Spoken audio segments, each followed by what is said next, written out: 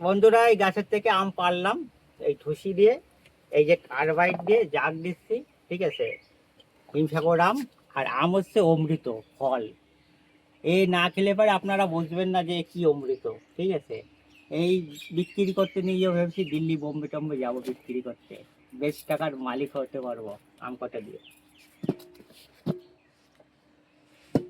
এটা কি আম মামা? হিমসাগর। হিমসাগর, বাহ, সব থেকে ভালো আম, খুব সুন্দর তো। গরিবের আম, ভালো আম। আচ্ছা আচ্ছা, এইভাবে তাহলে আমি আগে কোনোদিন কার্বাইড দিয়ে আম পাকাতে দেখিনি। হুম, বেশ সুন্দর। হ্যাঁ, এবার কার্বাইড দিয়ে রেখে দেবো আচ্ছা, কালকে। এটা কি ঢেকে দেবে এটা হ্যাঁ, করে? এটাতে ঢেকে দেবো, কালকে জাগের থেকে ভাঙবো।